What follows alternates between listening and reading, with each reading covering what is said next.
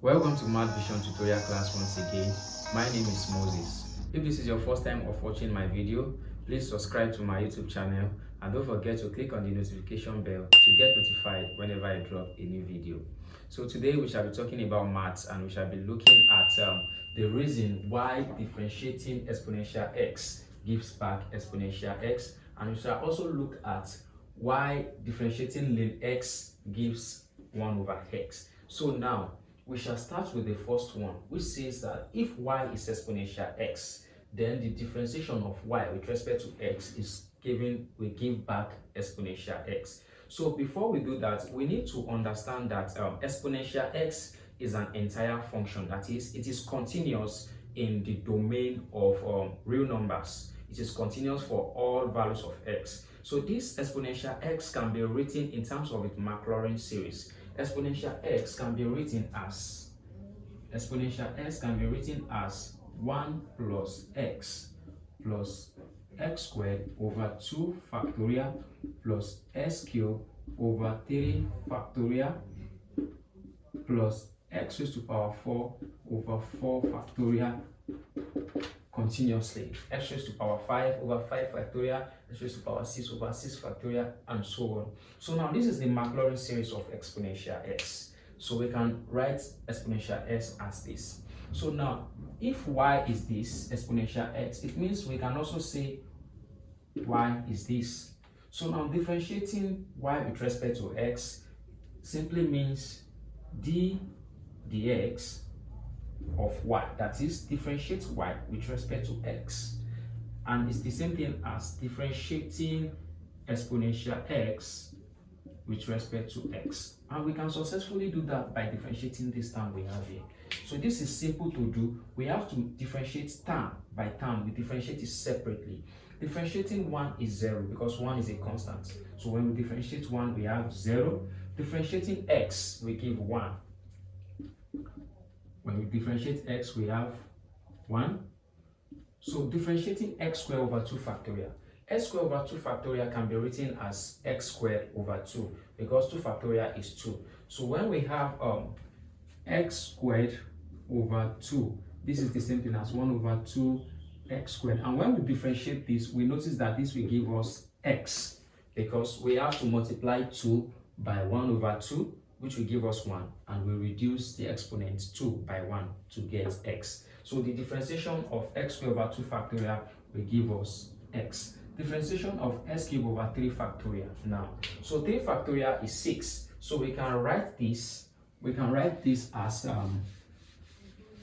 we can write s raised to power 3 over 3 factorial as 1 over 6 x cubed. So differentiating this like we did the last time, we are going to have that the differentiation is x squared over 2. That's the differentiation. So now differentiating x raised to power 4 over 4 factorial.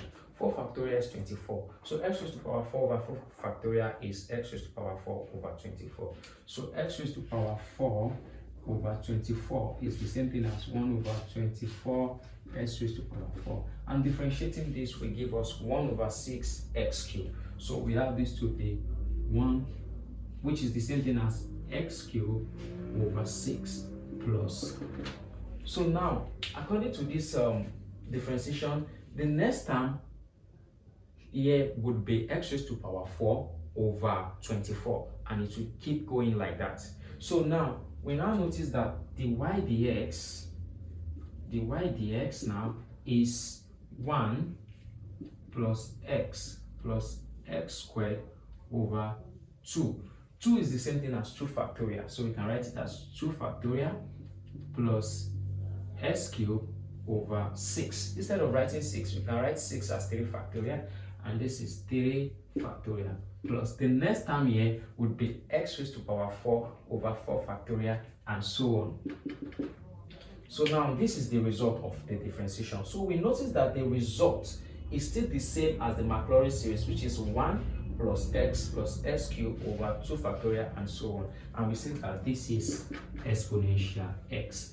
Therefore, the differentiation of y equals to exponential x, that is dy dx, will give back exponential s. So now let us look at the second one. Now, the second one is this. If y equals to ln x, then dy dx is 1 over x. Why? So now, we need to know that ln x is a special type of logarithm. Ln x is defined to be the logarithm of x to base a. That is, ln x equals to log of x to base a. Yeah.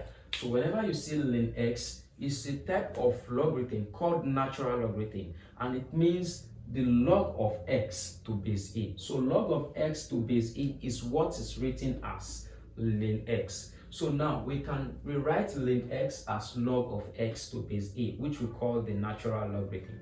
So now we have that y equals to ln x can be written as y equals to log of x to base e. That is what we call ln x. So now this can be written as log s to base e equals to y. I just interchange both sides. So now, according to logarithm, law of logarithm that says if you have log a to base b to be equal to m, then this is the same thing as b raised to power m equals to a. So now, following this approach for this, we have that this is exponential y equals to x, or we say this is x equals to exponential y. Now, differentiating both sides with respect to y, that is d dy of x equals to d dy of exponential y.